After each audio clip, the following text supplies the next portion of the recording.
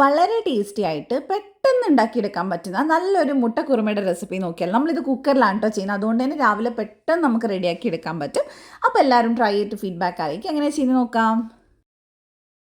അപ്പോൾ ആദ്യം തന്നെ കുക്കറിലേക്ക് ഞാൻ ഒരു ടേബിൾ സ്പൂണോളം വെളിച്ചെണ്ണ ചേർത്ത് കൊടുത്തിട്ടുണ്ട്. വെളിച്ചെണ്ണയിൽ തന്നെ ചെയ്യുക. ഇനി ഇതിലേക്ക് ഒരു കഷ്ണം പട്ട, 3 ഏലക്ക, 3 ഗ്രാമ്പു, ഒരു സ്റ്റാർ അനീസ് ഇത്രയും ചേർത്തിട്ടുണ്ട്. ഒന്ന് വഴറ്റിയെടുക്കുക. അതൊന്ന് ചൂടായി വരുന്ന സമയത്ത് നമുക്കിതിലേക്ക് ഒരു ടേബിൾ സ്പൂണോളം ഇഞ്ചി വെളുത്തുള്ളി ചതച്ച് ചേർത്ത് കൊടുക്കാം കേട്ടോ. ഒരു 4-5 വെളുത്തുള്ളി, ഒരു ചെറിയ കഷ്ണം ഇഞ്ചി ഉണ്ടാവും. ഇനി ഇതിലേക്ക് നമ്മൾ എരിവിന് നമ്മൾ മുളക് പൊടിയൊന്നും ചേർക്കുന്നില്ല. അപ്പോൾ അത്യാവശ്യം എരിവ് വേണമെങ്കിൽ പച്ചമുളക് തന്നെ ചേർക്കണം.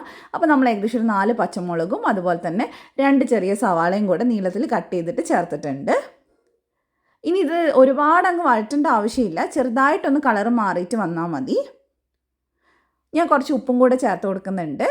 എന്നിട്ട് നമുക്കൊന്ന് ജസ്റ്റ് ഒന്ന് വഴറ്റിയെടുക്കാം. നമുക്ക് രാവിലെ പെട്ടെന്ന് അപ്പത്തിനും ഇടിയപ്പത്തിനും ഒക്കെ ഉണ്ടാക്കിയെടുക്കാൻ പറ്റും നല്ലൊരു കറിയാണ് കേട്ടോ. ഇനി ഇതിലേക്ക് ഞാൻ ഒരു ഉരുളക്കിഴങ്ങും ഒരു ക്യാരറ്റും കൂടെ ഇതുപോലെ ചെറുതായിട്ട് കട്ട് ചെയ്തിട്ട് അതും കൂടെ ചേർത്ത് കൊടുക്കുന്നുണ്ട്. ഇനി ഇതും കൂടെ ഒന്ന് മിക്സ് ചെയ്തെടുക്കുക. വേവിക്കേണ്ട ആവശ്യമൊന്നുമില്ല, വഴറ്റേണ്ട ആവശ്യമൊന്നുമില്ല. ജസ്റ്റ് ഒന്ന് മിക്സ് ചെയ്തൊന്ന് എടുത്താൽ മതി. ഇനി ഇതിലേക്ക് നമുക്ക് പൊടികൾ ചേർത്ത് കൊടുക്കാം. ഞാനിവിടെ 1/2 ടീസ്പൂൺ വലിയ ജീരകം പൊടിച്ചത് ചേർത്തിട്ടുണ്ട്. പിന്നെ ഒരു 1/2 ടീസ്പൂണിൻ്റെ അടുത്ത് ഗരം മസാല ചേർത്തിട്ടുണ്ട്. പിന്നെ എരിവ് ആവശ്യത്തിനനുസരിച്ച് കുരുമുളക് പൊടി ചേർക്കാം. ഞാൻ 1/2 ടീസ്പൂൺ നിറയെ എടുത്തിട്ടുണ്ട്. എല്ലാം കൂടെ നന്നായിട്ട് മിക്സ് ചെയ്തെടുക്കുക. അപ്പോൾ ഇത്രയും പൊടികളെ നമ്മൾ ചേർക്കുന്നുള്ളൂ.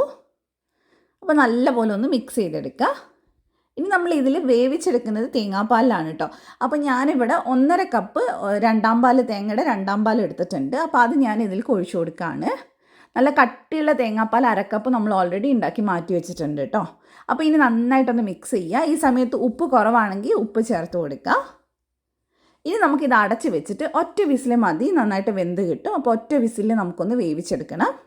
അതുപോലെ തന്നെ നമ്മളൊരു 5-8 അണ്ടിപ്പരിപ്പ് അത് നമ്മൾ കട്ടിയുള്ള തേങ്ങാപ്പാൽ എടുത്തിട്ടുണ്ടല്ലോ, അതിൽ തന്നെ കുറച്ച് കുതിർത്ത് വെച്ചിട്ടുണ്ടായിരുന്നു. അത് നമ്മൾ കറി ഉണ്ടാക്കുമ്പോൾ തന്നെ കുതിർത്ത് വെക്കുക. അങ്ങനെയാണ് നമുക്ക് ലാസ്റ്റ് അരച്ച് ചേർക്കാൻ പറ്റും. അപ്പോൾ നമ്മൾ ഒറ്റ വിസിൽ അടുപ്പിച്ചെടുത്തിട്ടുണ്ട്. ഇതെല്ലാം നന്നായിട്ട് വെന്ത് വന്നിട്ടുണ്ട്. പച്ചക്കറിയൊക്കെ സോഫ്റ്റ് ആയിട്ടുണ്ട്. ഈ സമയത്ത് നമ്മൾ അണ്ടിപ്പരിപ്പ് കുതിർത്തിയിട്ടുണ്ടായിരുന്നല്ലോ തേങ്ങാപ്പാലിൽ, അത് നന്നായിട്ട് അരച്ചിട്ട് ഇതിലേക്ക് ചേർത്ത് കൊടുക്കുക. ഇനി ബാക്കിയുള്ള തേങ്ങാപ്പാലും കൂടെ ചേർക്കുക. അപ്പോൾ മൊത്തം 1/2 കപ്പ് തേങ്ങാപ്പാലം എടുത്തിട്ടില്ല, അതിൽ നിന്ന് കുറച്ചെടുത്തിട്ടാണ് അണ്ടിപ്പരിപ്പ് നമ്മൾ കുതിർത്തിയിട്ടുണ്ടായിരുന്നത്. അപ്പോൾ ഇതിൻ്റെ കൂടെ തന്നെ നമ്മൾ ഇഷ്ടമുള്ള അത്രയും മുട്ട ചേർത്ത് കൊടുക്കുക. ഞാൻ 4-5 മുട്ട എടുത്തിട്ടുണ്ട്. കുറച്ച് കറിവേപ്പില ചേർത്ത് കൊടുക്കുക. നന്നായിട്ട് ഇനി മിക്സ് ചെയ്തെടുക്കുക.